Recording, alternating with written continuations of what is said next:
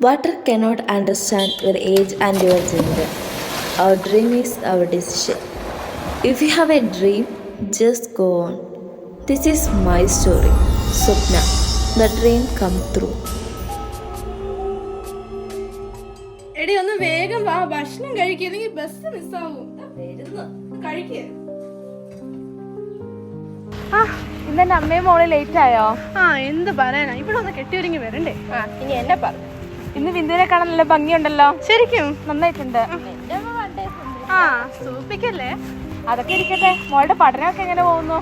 പഠനത്തിലോ എപ്പോ നോക്കിയാലും സ്വിമ്മിങ് എന്നുള്ള ചിന്തയിലുള്ളൂ. പിന്നെ എപ്പോഴും പഠിക്കാൻ നേരം കിട്ടുക. സ്വിമ്മിങ് എന്ന് പെൺകുട്ടികൾക്ക് ചേരുന്നതേ അല്ല, പ്രത്യേകിച്ച് അതിന്റെ വേഷം. കോളേജിലേക്കുള്ള സമയം ഞാൻ നിന്നോട് കുറെ നാളായി പറയണമെന്ന് ആഗ്രഹിക്കുന്ന സ്വിമ്മിങ്ങിന് പോകുന്നത് അത്ര നല്ല കാര്യമൊന്നുമല്ല. അവിടെയാണെങ്കിൽ മൊത്തം ആൺകുട്ടികള്, പിന്നെ അവിടുത്തെ വേഷം അത്ര നല്ലതൊന്നും അല്ലല്ലോ. നീ ഒന്നും കേൾക്കുന്നില്ലേ? ഞാൻ കേൾക്കുന്നുണ്ട്, നീ പറഞ്ഞു. നീ ഇപ്പൊ മറുപടി ഒന്നും തരണ്ട, അനുഭവം വന്നാലേ നീ പഠിക്കുള്ളൂ.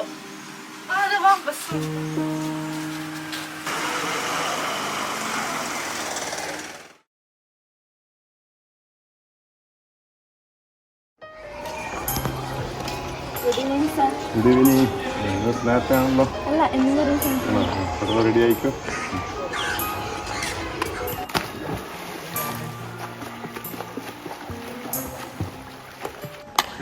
ശ്രദ്ധിക്കേ, നമ്മുടെ കോമ്പറ്റീഷൻ ഡേറ്റ് വന്നിട്ടുണ്ട് കേട്ടാ.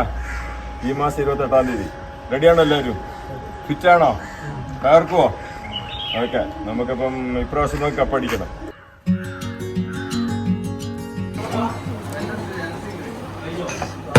അതേതാ പെൺകുട്ടി? അതാ രവീന. അവളിപ്പോ എന്നാ ചെയ്യുന്നേ? കോളേജിലെന്തോ പഠിക്കാറുണ്ട്. അതിനൊക്കെ ലേറ്റ് ആയി പോന്നേ. അതെന്തോ സ്വിമ്മിങ്ങിന്റെ എന്തോ ക്ലാസ്. സ്വിമ്മിങ്ങിനോ? അതല്ലേ ആമ്പിള്ളാരെക്കാളും കൂടുതൽ പെമ്പിള്ളാരാണല്ലോ ഓട്ടത്തിനും ചാട്ടത്തിനും ഇപ്പൊ. അമ്മ ഫുഡ്.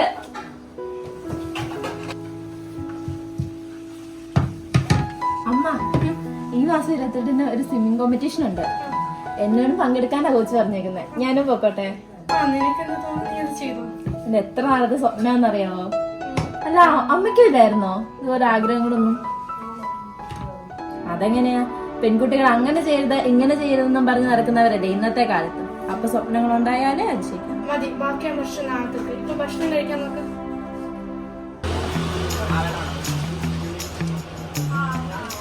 നിങ്ങൾ ആ ഗ്രൂപ്പിൽ വന്ന വീഡിയോ അത്രയും ആമ്പിള്ളാരോട് ആ പെൺകൊച്ചൊറ്റയ്ക്ക്.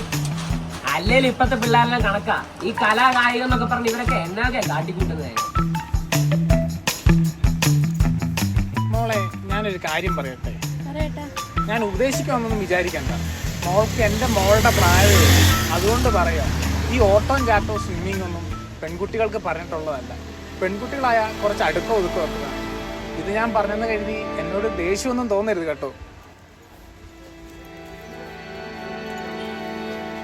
സ്വപ്ന, നീ എന്താ കരയാണോ? എന്താ അമ്മേനോട് എല്ലാവരും ഇങ്ങനെ? ചിലരൊക്കെ അങ്ങനെയാ.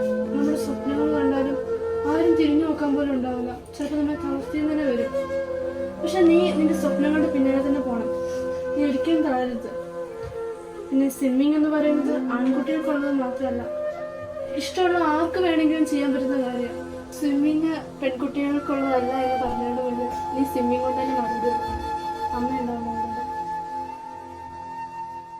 സ്വപ്നയുടെ സ്വപ്ന സാക്ഷാത്കാരത്തിന്റെ സന്തോഷത്തിൽ പങ്കുചേരാണ് നമ്മൾ ഇന്ന് നാട്ടിലെത്തിയിരിക്കുന്നത്. നമുക്ക് സ്വപ്നയോടെ ചോദിക്കാം, ഇത്തരത്തിലൊരു വലിയ വിജയം കരസ്ഥമാക്കി താങ്കൾക്ക് എന്താണ് പറയാനുള്ളത്?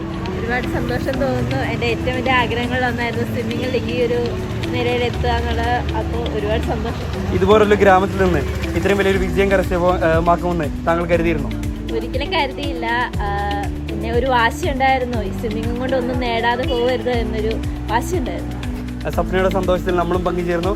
നമുക്കിനി നമ്മുടെ നാട്ടുകാരോട് ചോദിക്കാം, സ്വപ്നയുടെ വിജയത്തെ പറ്റി ഒരു നാട്ടുകാരൻ എന്ന നിലയിൽ താങ്കൾക്ക് എന്താണ് പറയാനുള്ളത്?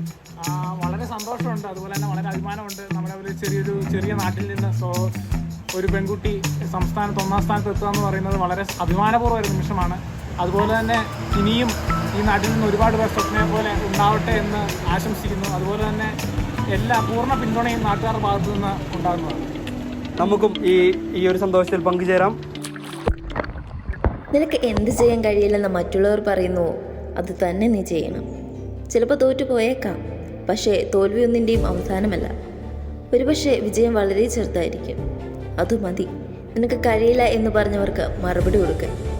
If you have any dream, just go on.